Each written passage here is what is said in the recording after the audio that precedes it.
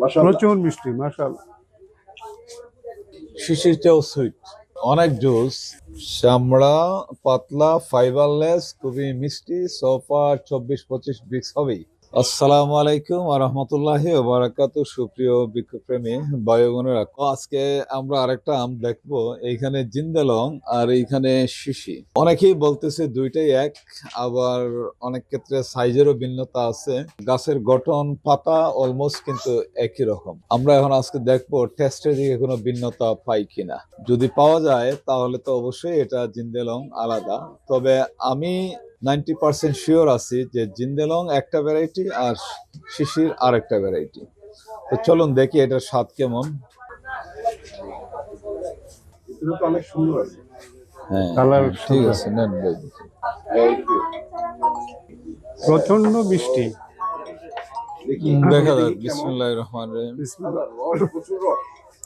রস এবং মিষ্টি, চামড়াটাও বেশ পাতলা, সহজে উঠে যাচ্ছে। মিষ্টি তো ভালো মিষ্টি, প্রচুর মিষ্টি মাশাআল্লাহ। যেটা ফিল করতেছি শিশিরটাও সুইট এবং অনেক জুস। আর যেটা মনে হচ্ছে 24-25 হওয়ার সম্ভাবনা আছে এবং একটা সুঘ্রাণও আছে। ফ্লেভার আছে।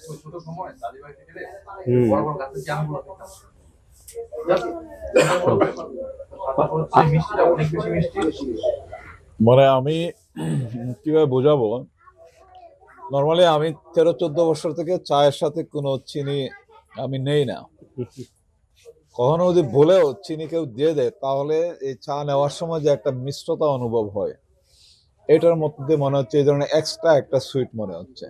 জানি না আপনাদের কাছে কেমন। না রাইট, চিনি মিশানো আছে, মানে মনে হচ্ছে যে আলাদাভাবে চিনি এক্সট্রা দিয়েছে। একটা সুইট মনে হচ্ছে আর কি Sweet এর item মধ্যে। দিয়েছে।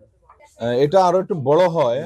আমাদের এটা শেষের দিকের আম। এই যে পালগুলা দেখা যাচ্ছে একদম ইনার থেকে আউটার পর্যন্ত কোনো ভেরিয়েশন নেই, কোনো ফাইবারও নেই, ফাইবারটা একদম ফাইবার। ফাইবার নাই।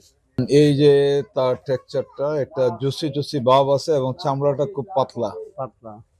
এই যে একদম ইজিলি উঠে যাচ্ছে চামড়া। চামড়া পাতলা, ফাইবারলেস, খুবই মিষ্টি। সোফা 24-25 ব্রিক্স হবেই। অলমোস্ট এই মুখের দিকটা আর এই শিশির মুখের দিকটা কাছাকাছি, কিন্তু শেপে ভিন্নতা আছে। আমি তাইওয়ান বা ইন্দোনেশিয়া তো ওদের রিভিউ গুলাতেও দেখেছি জিন্দালং কখনো এই সাইজ দেখি নাই, কিন্তু শিশির অনেক বড় হয়। আমাদের দেশে বড় আমের মধ্যে যেমন বলে আসছিলাম আমরা জিংহুয়াং কিংবা কিউজাই, আর আরেকটা হলো এই যে যেটা কিং অফ চাকাপাত, এগুলার সিমিলার একটা সাইজ আইডিয়া করা যাবে একসাথে রাখলে। এই যে সাইজগুলা, মানে শিশি অনেক বড়, অনেকটা মনে হতে পারে রেড আইভরি কিংবা কিং অফ চাকাপাত, না টোটালি ভিন্ন। এই যে আস্তে আস্তে কালার আসা শুরু হচ্ছে। এই আমটা একটু শ্যাডোতে ছিল, এই জন্য কালার কম হয়েছে। তো সফার এই শিশিটা অনেক বড় হয়, অ্যাটলিস্ট এইটা এখন ওয়েট 800 গ্রামের মতো হয়ে যাবে। আর এইটা এই মুহূর্তে 300-350 গ্রাম আছে, বাট এটা আরো বড় হয়। আমার ধারণা যে জিন্দালং আমার বাগানে যেটুকু হয়েছে সর্বোচ্চ 600 গ্রাম। এই জায়গায় শিশি অনেক বড়। আমি মনে করি যে দুইটাই ডিফারেন্ট।